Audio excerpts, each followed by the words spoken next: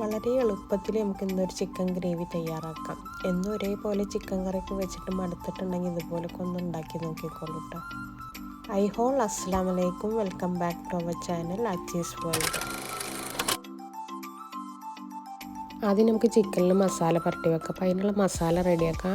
അതിനായിട്ട് ഞാൻ 1/2 ടീസ്പൂണ് സാദാ മുളകും പൊടി, 1 teaspoon Kashmiri chilli powder, 1 teaspoon മല്ലിപ്പൊടി, 1/2 ടീസ്പൂണ് മഞ്ഞൾപ്പൊടി, 1/2 teaspoon garam masala.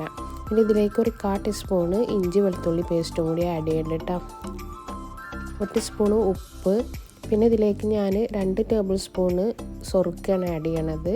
2 table spoon olive ഓയിലും ആഡ് ചെയ്യേണ്ടത് കേട്ടോ. എന്നിട്ട് ഈ മസാല നന്നായിട്ട് മിക്സ് ചെയ്തെടുക്കാം. ചിക്കൻ്റെ മസാലയൊക്കെ റെഡി ആയിട്ടുണ്ട് കേട്ടോ. ഇനി നമുക്കിത് ചിക്കനിൽ നന്നായിട്ട് തേച്ച് പിടിപ്പിക്കാം. ഇവിടെ ഞാൻ ചിക്കൻ എല്ലില്ലാത്ത പീസ് നോക്കിയിട്ട് എടുത്തിട്ടുള്ളത്, അതിങ്ങനെ സ്ക്വയറിൽ കട്ട് ചെയ്തതാണ് കേട്ടോ. ചിക്കനിൽ മസാല പുരട്ടി കഴിഞ്ഞാൽ ഒരു അരമണിക്കൂറെങ്കിലും അറ്റ്ലീസ്റ്റ് ഒന്ന് റെസ്റ്റ് ചെയ്യാൻ വെക്കണം കേട്ടോ ഫ്രിഡ്ജിൽ. എന്നിട്ട് ഫ്രൈ ആക്കുമ്പോൾ നല്ല ടേസ്റ്റാണ്. അപ്പോൾ നമുക്ക് ചിക്കൻ ഫ്രൈ ചെയ്തെടുക്കാം. അതിനൊരു പാൻ വെച്ച് അതിലേക്ക് എണ്ണ ഒഴിച്ച് കൊടുത്തിട്ടുണ്ട്. എണ്ണ ചൂടായതിന് ശേഷം നമുക്ക് ഈ ചിക്കനൊക്കെ അതിലേക്ക് വെച്ച് കൊടുക്കാം. എൻ്റെ വീഡിയോസൊക്കെ ഇഷ്ടമാവുകയാണെങ്കിൽ ഒന്ന് ലൈക്ക് ചെയ്യാനും കമൻറ്റ് ചെയ്യാനും ഷെയർ ചെയ്യാനും മറക്കരുത്.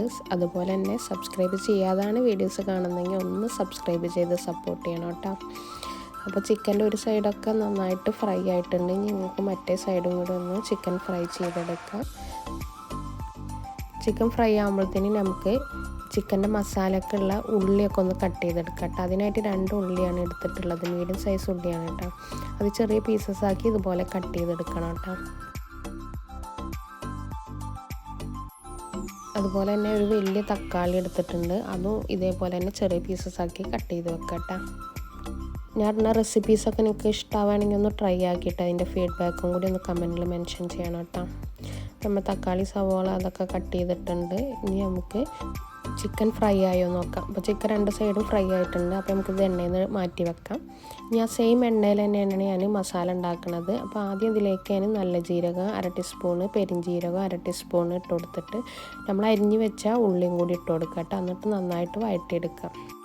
ഇനി ഇതിലേക്ക് 1/2 ടീസ്പൂണ് ഇഞ്ചി വെളുത്തുള്ളി പേസ്റ്റും കൂടി ആഡ് ചെയ്യേണ്ടിട്ട്. എന്നിട്ട് ഈ ഉള്ളിയിൽ നന്നായിട്ട് ഇഞ്ചി വെളുത്തുള്ളി പേസ്റ്റിൻ്റെ റോസ്മെല്ല് പോണ വരെ ഒന്ന് വഴറ്റിയെടുക്കുക.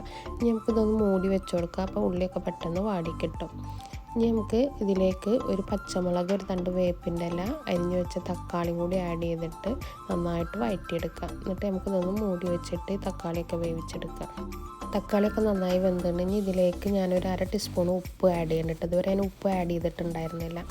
ഉപ്പ് ആഡ് ചെയ്തിട്ട് നന്നായിട്ട് മിക്സ് ചെയ്തെടുക്കാം. പിന്നെ ഇതിലേക്ക് മസാലകൾ ആഡ് ചെയ്യുക. അതിനായിട്ട് 1/2 ടീസ്പൂണ് ഗരം മസാല, 1/2 ടീസ്പൂണ് കുരുമുളക്, 1/2 ടീസ്പൂണ് കാശ്മീരി ചില്ലി പൗഡർ കൂടി ആഡ് ചെയ്യുന്നുണ്ട്.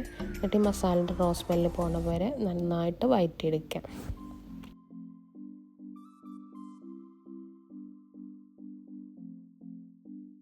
ഇനി ഇതിലേക്ക് 2 table spoon tomato sauce add ചെയ്യുന്നുണ്ട്. എന്നിട്ട് ഈ ടൊമാറ്റോ സോസ് ഈ മസാലയിൽ നന്നായിട്ട് മിക്സ് ചെയ്തെടുക്കാം. ചിക്കൻ്റെ മസാല റെഡി ആയിട്ടുണ്ടെങ്കിൽ നമുക്ക് ഇതിലേക്ക് ചിക്കൻ ആഡ് ചെയ്യാം. എന്നിട്ട് ഈ മസാലയിൽ ചിക്കൻ നന്നായിട്ട് മിക്സ് ചെയ്തെടുക്കാം കേട്ടോ. എന്നിട്ട് ലോ ഫ്ലെയിമിൽ ഇത് മൂടി വെച്ചിട്ടൊന്ന് കുക്ക് ചെയ്തെടുക്കാം.